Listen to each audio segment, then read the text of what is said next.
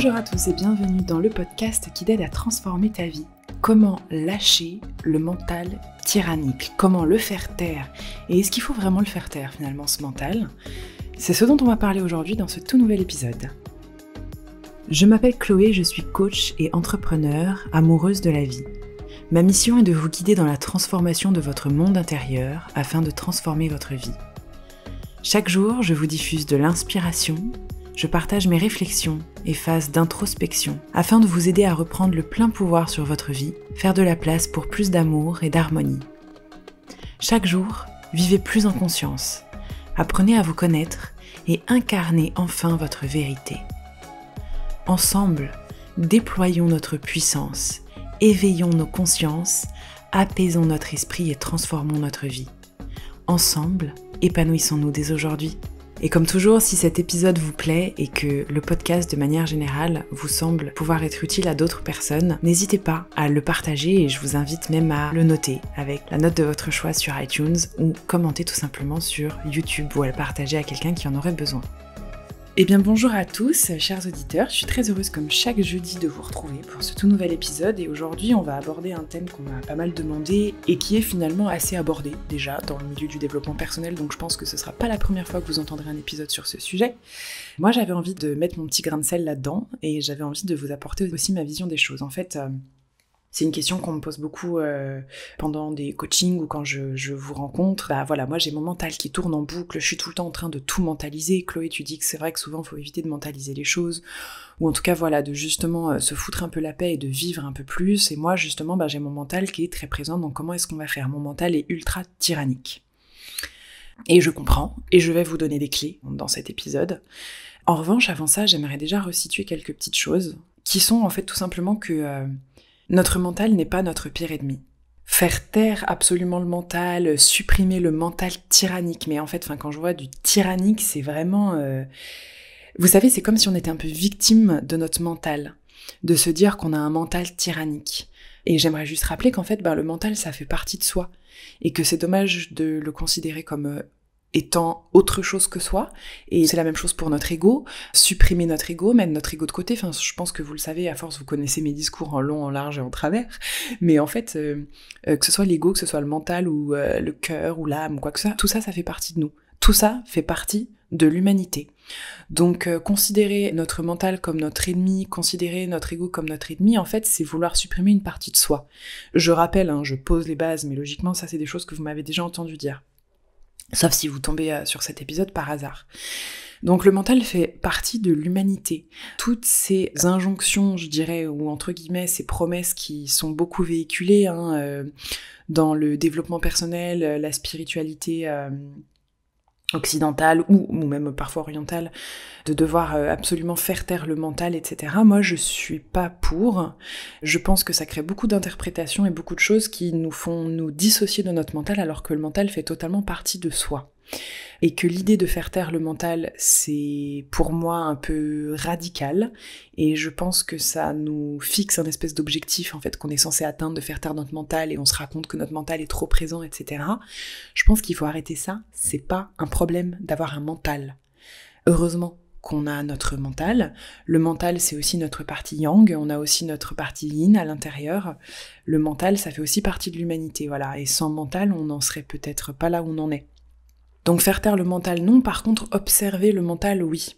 Parce qu'en fait, je crois que la problématique qui se situe profondément derrière cette idée de mon mental est tyrannique, en fait, c'est cette idée de je suis tout le temps en train de faire tourner en boucle les choses, j'ai des pensées obsédantes, ça tourne en rond tout le temps. Et en fait, je m'identifie totalement à ce mental. Donc je pense que ce serait plutôt ça la problématique. Donc oubliez cette idée de faire taire le mental absolument. Je dirais plutôt... Mettez-vous plutôt en tête de savoir mieux observer votre mental. Le but de la méditation pour moi n'est absolument pas de faire taire le mental. Le but c'est plutôt d'observer le mental. Le but du breathwork, c'est pas de faire taire son mental à tout prix. C'est peut-être de savoir, on va dire, mettre en pause le mental, ou en tout cas de savoir mieux l'observer pour faire ressortir aussi des choses qui sont plus inconscientes. Pour moi, l'idée c'est plutôt de savoir observer le mental, donc en fait de développer sa métacognition.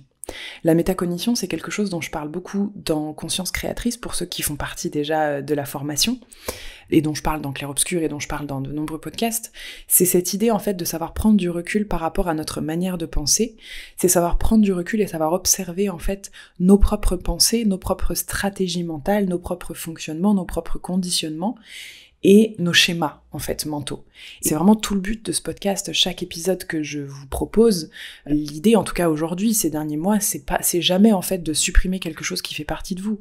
C'est plutôt de savoir prendre du recul et de savoir observer, en fait, votre manière de fonctionner. Et pour moi, ça fait partie de l'introspection. C'est ça, c'est développer cette espèce de métacognition, qui pour moi est une intelligence de vie, tout simplement. En fait, moi j'appelle ça du bon sens, mais je sais qu'il faut que j'arrête d'utiliser ce terme, parce que ça plaît pas à tout le monde et que le bon sens, c'est pas forcément du bon sens, pour tout le monde en tout cas.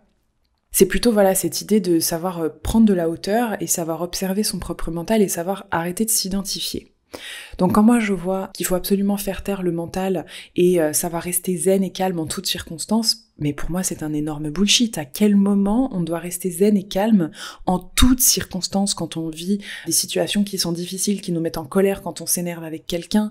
Rester zen et calme en toutes circonstances, ça s'appelle refouler certaines émotions, ça s'appelle censurer certaines émotions. Et c'est totalement normal que votre mental il mouline dans plein de situations. Ça fait partie de l'humanité. En revanche, quand on souffre de ça parce qu'on est tout le temps en train de mouliner en fait sur les moindres choses et que ça nous cause des soucis de sommeil par exemple, moi mon mental mouline énormément, ça m'a créé plein d'insomnie, et que je tourne en boucle sur des problèmes et que j'ai du mal à aller de l'avant parfois, etc. Ça nous fait souffrir en effet. Donc dans ces cas-là, l'idée c'est pas de faire taire le mental, le but c'est pas de s'aseptiser, le but c'est plutôt de se dire attends, je vais respirer. Mon but là, c'est pas de rester zen et calme en toutes circonstances, parce que quand je fais ça, je suis dans mon mental.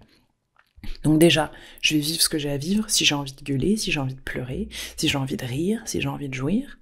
Je vais respirer un coup, puis je vais observer ma manière de penser là. Qu'est-ce que je suis en train de me raconter? Qu'est-ce que je suis en train de ressentir? Qu'est-ce que je suis en train de me dire là comme stratégie, etc. Est-ce que je peux juste me foutre un petit peu la paix? Donc, cette idée, encore une fois, de rester zen et calme en toutes circonstances, que j'ai vu partout, sur le net, dans des livres, dans des discours de méditation, etc., moi, je n'y crois pas. Et je pense qu'on oscille constamment, en fait, entre des tas émotionnels, et je pense que c'est très bien comme ça, et que l'équanimité, ce n'est pas forcément rester zen et calme en toutes circonstances, c'est savoir, en fait, tout simplement faire preuve de recul et savoir observer ce qui se passe en soi. Donc il y a une espèce de sorte de détachement en fait à cultiver. Encore une fois, se détacher totalement de son mental, se détacher de nos émotions, c'est pas le but de se détacher totalement, parce qu'encore une fois, quand on essaye de se détacher de ce qu'on vit, de ce qu'on pense, de ce qu'on ressent, moi, ce que j'ai l'impression, encore une fois, c'est uniquement mon prisme, je dis pas la vérité rien que la vérité, en fait, c'est vraiment mon prisme, j'ai l'impression qu'on est en train d'essayer de se scinder en deux, et de s'aseptiser. Et de se dire, ah ok, bah là je ressens ça, ok ça ne me fait rien.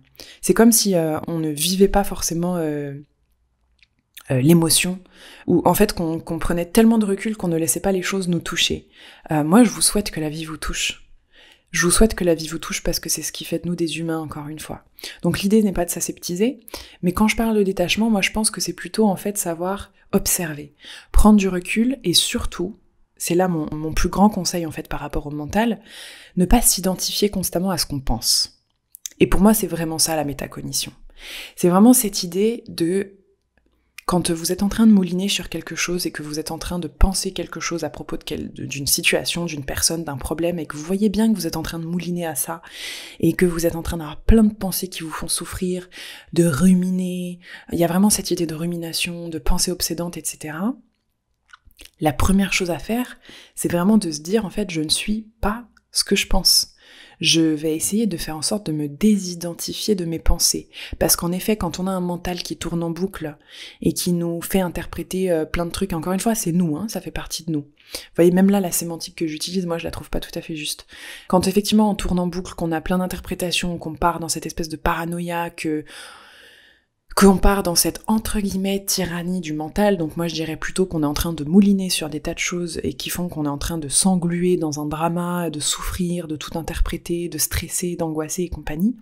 La meilleure chose à faire, c'est tout de suite de se dire, tout de suite ou plus tard, quand vous voulez, de prendre une grande inspiration, savoir dire stop, et de se dire attends, Ok, bah mon mental là, il est en train de mouliner.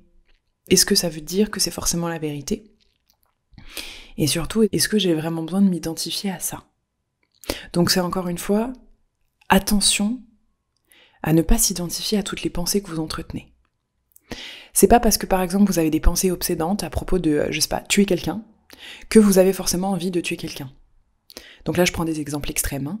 C'est pas parce que vous êtes en train de vous persuader que vous allez tromper votre partenaire que vous allez tromper votre partenaire. C'est pas parce que vous êtes persuadé que de toute façon vous êtes la victime de telle personne et que de toute façon un jour il va vous faire du mal et compagnie que c'est forcément ce qui va se passer. Donc l'idée c'est ça, c'est de se dire ok, je suis pas obligée de croire à ce que je me raconte. Je suis pas obligée de m'identifier à toutes les pensées que j'entretiens. Les pensées que j'entretiens, les pensées qui viennent dans ma tête, les émotions que je ressens, etc. Et de toute façon, en fait, tout ce qui se passe dans mon mental, c'est pas forcément la vérité. C'est parce que je suis aussi habituée à penser comme ça. C'est aussi des pensées réflexes que j'ai, toujours dans l'idée de me protéger. Encore une fois, le mental est là pour nous protéger. Et c'est pas forcément juste et c'est pas forcément la vérité. Le meilleur moyen, en fait, d'essayer de encore une fois, pas forcément arrêter de mouliner, mais de moins souffrir de ce moulinage, de ce moulin, simplement d'essayer de ne pas constamment s'identifier à ça. Donc je vais vous prendre un exemple que j'avais communiqué dans Telegram. Pour toutes les personnes qui disent « moi, mon mental est vraiment trop présent ». Qu'est-ce que je peux faire pour faire en sorte de faire taire mon mental est trop présent. Alors déjà, heureusement que ton mental est présent, hein, c'est aussi ce qui fait de toi un humain. L'idée, c'est de comprendre, voilà, que le mental, ça fait partie de toi, et penser que ton mental est un problème, déjà, ça s'appelle mentaliser. Donc t'es en train de rajouter une couche, et de créer un problème par-dessus quelque chose qui peut déjà te faire potentiellement souffrir. Tu es en train de rajouter des couches à ton oignon, en train d'en enlever. Mon mental est trop présent, mince, mon mental est trop présent. Je suis en train de mentaliser un problème, je suis en train de rendre la chose encore plus mentale. Mince, mon mental est trop présent, c'est le mental, il faut que je me débarrasse du coup de mon mental tyrannique, c'est de nouveau du mental, je n'arrive pas à me débarrasser de mon mental tyrannique, c'est du mental. Plus vous êtes en train d'être obsédé par votre mental tyrannique et de chercher des solutions pour arrêter, vous voyez, d'avoir un mental tyrannique, de tourner en boucle et compagnie, en vous persuadant que vous avez un problème et compagnie, plus vous êtes dans cette idée de mental et vous êtes en train de compliquer les choses. Donc l'idée, la solution, pour moi, c'est dès que vous sentez que vous êtes en train de tourner en boucle sur quelque chose, c'est de respirer un coup et de vous foutre la paix bien plus tôt que ça. C'est de vous dire, ouais, voilà, je suis en train de mentaliser tout ça, c'est présent, ça fait partie de l'humain. Au lieu de vous dire, oh mince, mon mental est trop présent, il faut vraiment que je m'en débarrasse, déjà juste de commencer à se dire ça. Oula oui, je vois bien que je suis en train de tourner en boucle sur quelque chose, ça fait partie de l'humain. Déjà juste ça, vous verrez que ça va faire redescendre la pression, ça va vous faire respirer. Et la suite, ça va être, ok, je vais prendre du recul, je vais souffler un coup, je vais respirer un coup, qu'est-ce qui là tout de suite peut me faire du bien et peut m'aider à respirer un peu ? Est-ce que j'ai besoin de rigoler ? Est-ce que j'ai besoin d'aller crier un coup ? Est-ce que j'ai besoin d'aller marcher un peu dehors ? Est-ce que j'ai besoin de manger un petit bout ? Est-ce que j'ai besoin juste de dormir ? De quoi j'ai besoin ? Là, tout de suite, maintenant. Pour moi, plus on veut se débarrasser de son mental, plus on est dans le mental. Donc la solution, c'est plutôt tout de suite de remettre un peu d'air là-dedans et de se dire en fait, oulala, attends, oui, mon mental est présent, est-ce que c'est vraiment un problème ? Non, ça fait juste partie de l'humain. Je suis en train de tourner en boucle sur quelque chose là, de quoi j'ai besoin pour juste me faire un peu de bien et comment est-ce que je peux me foutre la paix ? Donc encore une fois, vivre, respirer, se foutre la paix avec le mental, avec l'ego, avec le reste. Arrêtons de vouloir devenir parfait à tout prix. Et je pense que c'est parce qu'on se croit imparfait et qu'on veut guérir, entre guillemets, à tout prix quelque chose qu'on tombe justement dans cette tyrannie. C'est parce qu'on croit qu'on a toujours un truc à guérir, qu'on est tout le temps tout en train de mentaliser et qu'on se sent jamais complet. Il n'y a pas forcément de choses à guérir, ou parfois on a besoin de guérir un truc spontanément, et ça suffit, et peut-être que dans quelques temps se repointera autre chose, et c'est tout, c'est comme ça. Donc de courir après cette impression qu'on doit tout le temps travailler sur soi, alors que moi je trouve que c'est totalement faux, qu'on doit tout le temps guérir, on est dans ce mental-là.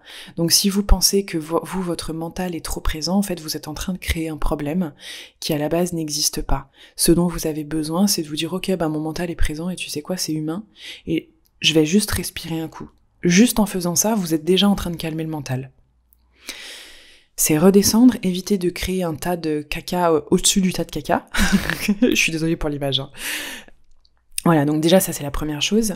Et puis, se désidentifier. J'ai une cliente une fois, en fait à chaque fois qu'il y avait quelque chose qui la stressait ou par exemple où elle se sentait pas à la hauteur et compagnie, elle commençait à mouliner, à se faire plein de films, etc. Ça c'est le mental en effet qui mouline. Ok, bon bah ça fait partie de l'humanité. La meilleure chose que je puisse vraiment vous conseiller, c'est vous désidentifier du mental. C'est être capable de faire un pas en arrière. C'est même quelque chose que vous pouvez faire physiquement quand vous sentez que vous êtes en train de mouliner mentalement. Moi, je me mets debout, c'est un exercice qui est assez connu en PNL, je ferme les yeux, je visualise la situation que je suis en train d'essayer de mouliner, de mentaliser, d'observer, d'analyser et compagnie. Je respire un grand coup et je fais un pas en arrière. Et on voit la scène qui s'éloigne. Et s'il y a besoin de faire de nouveau un pas en arrière, je fais de nouveau un pas en arrière et la scène s'éloigne encore mieux. Je prends de la distance par rapport à ce que je suis en train de vivre, à ce que je suis en train d'analyser. Donc vous pouvez le faire physiquement, et je vous conseille de le faire également mentalement, avec cette idée de savoir prendre du recul et de vous désidentifier de toutes les pensées que vous pouvez avoir. Parce que les pensées que vous pouvez avoir ne sont pas forcément la vérité, ne sont pas forcément vraies, et n'indiquent pas forcément ce que vous êtes en train de vivre et d'expérimenter également. Il y a toujours cette idée de se foutre la paix, de respirer, de prendre du recul. Je ne crois pas en la méditation pour absolument faire taire le mental, je crois en la méditation justement pour nous dépouiller, enlever un peu ces couches de l'oignon et pouvoir mieux observer son mental. C'est comme pour les états de conscience modifiés, le but c'est plus avoir de mental et de voir la vérité et ensuite de retomber dans son mental au quotidien. Le but c'est plutôt de se dire ah tiens en fait j'étais en train de penser ça, mais je vois bien qu'en fait toutes ces pensées que j'ai, c'est encore un truc que je suis en train de m'inventer parce que j'ai la trouille. Quand je suis en train de me persuader d'un tas de trucs et que je suis en train de mouliner à fond sur quelqu'un parce que j'ai l'impression qu'il est en train de comploter dans mon dos, de retourner tout le monde contre moi, etc. Ok, je sais que là ça me fait profondément souffrir d'avoir ce genre de pensée, en plus je suis persuadée que c'est la vérité à ce moment-là, donc dans ces cas-là, je respire, j'essaye de dézoomer et d'avoir encore un aperçu qui est plus grand sur la situation. Si méditer ça vous fait du bien, méditez, mais ne vous en servez pas pour mettre forcément ces pensées en pause. Vous pouvez tout simplement en fait prendre du recul, de la hauteur et observer votre manière de fonctionner. Et c'est dans ces moments-là qu'on se dit ok en fait je suis en train d'en faire tout un drame parce qu'en vérité qu'est-ce qui se passe, j'ai la trouille. En fait je me rends compte que c'est parce que j'ai la trouille que je suis en train de mouliner là-dessus. Ok, donc voilà, prenez du recul, prenez de la distance forcément avec les choses, ne cherchez pas à vous couper de toutes vos pensées ou quoi que ce soit, je pense que c'est bien d'être touché par les choses, mais vraiment se désidentifier des choses, c'est ce qui va nous aider en fait à y voir plus clair. On gagne beaucoup de clarté en fait en développant cette métacognition, en développant en fait la lucidité qu'on a à propos de soi-même, et la lucidité et la métacognition, ça passe par le fait de savoir s'observer, et de savoir s'observer avec beaucoup de sincérité, sans essayer de tout analyser, et je sais qu'on a toujours très envie de tout analyser, dès qu'on comprend pas quelque chose, on est presque à aller chercher sur Google pourquoi est-ce qu'on pense ça, pourquoi est-ce qu'on voit ça, pourquoi j'ai vu un lion dans mes rêves. Il n'y a pas besoin, il y a plein de choses que vous n'avez pas besoin de comprendre, il y a plein de choses où vous n'avez pas besoin de savoir exactement ce qui se passe et pourquoi vous pensez ça et pourquoi quelqu'un vous a dit ceci et vous a dit cela. L'idée parfois c'est juste de respirer, de se foutre la paix. Voilà, et que pour moi on comprend les choses en temps voulu. Voilà pour cette idée de lâcher le mental tyrannique. Le mental ça fait partie de vous. Plus vous essayez de vous en débarrasser, plus vous êtes en train de mentaliser. Donc la première chose à faire si vous sentez que vous moulinez, c'est juste de respirer, de vous dire que ça fait partie de votre humanité, que si vous êtes en train de mentaliser des choses, c'est parce que vous êtes aussi humain, et que, ok, écoute, visiblement mes pensées, je peux prendre de la hauteur, et de quoi j'ai besoin. Et ça passe pas forcément par de la méditation. Moi parfois ça passe par le fait d'exprimer toutes mes émotions, de me reconnecter tout de suite en fait à ce que je ressens. Ok, en fait là je suis en colère, ou en fait là j'ai peur. Tu sais quoi, je vais dire que j'ai peur, je vais ressentir ma peur, je vais ressentir ma colère. Et je vais même, il y a eu des moments, j'ai eu des accès de paranoïa il y a 2 ans, je crois, ça m'est arrivé, j'avais jamais eu ça de ma vie, j'ai eu des gros accès de paranoïa. J'avais l'impression que même mon chéri, mes meilleurs amis, etc., que tout était en train de se retourner contre moi, que j'étais dans un espèce de truc complotiste. Et en fait, j'ai vécu ça pendant 1 semaine, je crois, 1 semaine ou 2. Et c'était totalement absurde. Donc la meilleure chose que j'avais à faire, c'était je prenais mon scooter, j'allais me balader toute seule, ou j'allais me faire une sieste toute seule, et je me disais, mais attends, en fait, mais qu'est-ce que je suis en train de me raconter là ? Qu'est-ce que je suis en train de me raconter ? Je vois bien ce que je suis en train de me raconter tout ça, j'ai pas envie de croire. à ce que je suis en train de me raconter, et au lieu de m'identifier et d'être persuadée que toutes mes pensées sont vraies, je vais prendre de la hauteur et puis aller voir aussi si c'est vraiment vrai en fait, si vraiment je crois à tout ça, si je ressens vraiment tout ça, et puis je vais juste prendre un petit peu de hauteur. Je vois bien que je suis en train de me faire un petit coup de paranoïa, je vais en parler aux gens autour de moi, je vais leur dire bon bah là je suis en train de faire un paranoïa, bon bah c'est ok quoi, voilà, je suis en train d'être totalement paranoïaque par rapport à un truc. Mes pensées, j'ai pas forcément envie de les croire et ça veut pas dire que c'est la vérité. Je vais rigoler un coup là-dessus, on en a discuté et c'est assez vite passé en fait. Et au fond de moi, c'est parce que j'avais peur. J'avais peur de tout un tas de choses, parce que j'avais un syndrome de l'imposteur énorme, parce que je croyais pas tellement que je méritais d'avoir tout ce que j'avais à ce moment-là, que j'avais l'impression de pas être à la hauteur de mes proches. Enfin, il y avait plein de choses en fait, plein de ressentis qui se cachaient derrière tout ça. Donc voilà, encore une fois, c'est prendre de la hauteur, se désidentifier, respirer un coup, dédramatiser, et pas chercher à rementaliser quelque chose qui est déjà mental. Enfin, je veux dire, des couches, on s'en rajoute déjà bien assez tous les jours. Donc voilà pour ce petit podcast qui est très très simple, qui enfoncera sûrement beaucoup de portes ouvertes. J'avais pas envie de faire forcément compliqué aujourd'hui, je pense que c'est juste une petite base à reposer. J'imagine que suite à ce podcast, je vais avoir des questions comme « mais oui, mais moi mon mental il est tout le temps là, j'arrive pas à prendre de hauteur, etc. » Encore une fois, foutez-vous la paix en fait, juste foutez-vous la paix, parce que là c'est encore une fois le mental et se dire en fait j'ai un problème, et j'ai ci et j'ai ça. La solution n'est pas mentale. Si vous voulez vous détacher de votre mental, entre guillemets, la solution n'est pas mentale. La solution c'est de revenir justement dans des choses qui sont plus simples, qui sont de vivre nos émotions sur le moment, de respirer un coup et d'exprimer nos besoins et de satisfaire nos besoins. C'est tout. Et je veux pas vous donner une solution mentale en vous disant il faut que vous méditiez tant de minutes, tant de choses, etc. Pour moi, ce n'est pas la solution. C'est plutôt d'aller chercher la polarité inverse, qui est beaucoup plus animale en fait, qui est de beaucoup plus vivre, de se foutre la paix, d'aller chercher et expérimenter des tas de choses. Voilà, c'est comme ça qu'on arrive à se foutre un peu plus la paix. Encore une fois, un podcast très très simple, court, et puis je pense que ça fait pas de mal, ça aère aussi un peu parfois avec les sujets plus profonds qu'on peut aborder ensemble. Voilà, j'espère que ça vous plaira quand même, je vous embrasse fort. N'hésitez pas à partager vos ressentis sur Instagram ou autre, et puis je vous dis à très bientôt, prenez soin de vous et n'oubliez pas de vivre et d'être touché par la vie. Je vous embrasse.